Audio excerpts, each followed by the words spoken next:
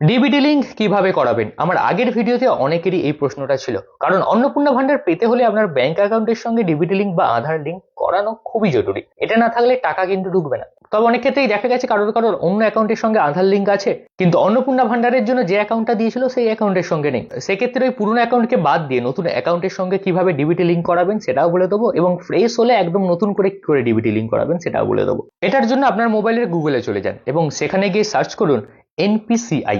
NPCI আসার পর প্রথম যে ওয়েবসাইটটা আসছে তার মধ্যে ক্লিক করুন। ক্লিক করলে আমরা সামনে এরকম একটা ইন্টারফেস আসবে, ওপর দিকে যে 3 লাইন আছে তাতে ক্লিক করুন। ক্লিক করার পরে 3 নম্বরে কাস্টমার বলে একটি অপশন দেখতে পাচ্ছেন, তার মধ্যে হাত দিন। সেখানে দেখুন ভারত আধার সিডিং এনাবেল বা BASE বলে একটি অপশন আছে, সেখানে যান। কিছুক্ষণ অপেক্ষা করলে আপনার সামনে এরকম একটা ইন্টারফেস চলে আসবে। এখান থেকে হোমের নিচেই দেখতে পাবেন আধার সিডিং বা ডিসিডিং, তার মধ্যে যান। এখানে প্রথমে আপনার আধার নাম্বারটিকে দিয়ে দিন। এবার রিকোয়েস্ট ফর আধার সিডিং যদি আপনি করাতে চান, অর্থাৎ আপনার যদি নতুন অ্যাকাউন্ট হয় তাহলে সিডিং এর উপর হাত দিন।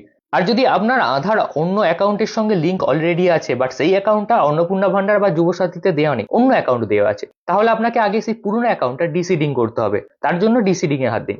দেন নিচে থেকে আপনাকে ব্যাংক সিলেক্ট করে নিতে হবে। সিডিং এর ক্ষেত্রে এখান থেকে আপনি ফ্রেশ বলে যে অপশনটা আছে সেটাকে বেছে নিন। তারপর আপনার সেই অ্যাকাউন্ট নাম্বারটাকে এখানে লিখে দিন এবং কনফার্মের জায়গায় আরো একবার সেম অ্যাকাউন্ট নাম্বার লিখে দিন। নিচের দিকে বক্সটা আছে, বক্সটাতে ক্লিক করার পর যে ক্যাপচা দেখতে পাবেন সেটিকে দেখে দেখে লিখে কনফার্ম করে দিন। তারপরেই আপনার আধার নাম্বারে একটি ওটিপি আসবে। ওটিপি দিয়ে কনফার্ম করলেই 24 থেকে 48 ঘন্টার মধ্যে আপনার ব্যাংকের সঙ্গে আধার লিঙ্ক হয়ে যাবে। আর বলে রাখি, যারা ডিসিডিং করছেন 24 থেকে 48 ঘন্টার মধ্যে আপনার ডিসিডিং হয়ে যাবে। তারপর আপনি পুনরায় ঠিক সেম প্রসেসে নতুন করে আপনার নতুন ব্যাংক অ্যাকাউন্ট দিয়ে সিডিং করতে পারবেন। আরো যদি কোনো প্রশ্ন থাকে অবশ্যই কমেন্ট করে জানান। আর ভিডিওটি এখন আপনার বাড়ির প্রত্যেকের সাথে শেয়ার করে দিন, কারণ বর্তমানে এটা খুবই ইম্পর্টেন্ট অন্নপূর্ণা ভান্ডারের টাকা পাওয়ার জন্য।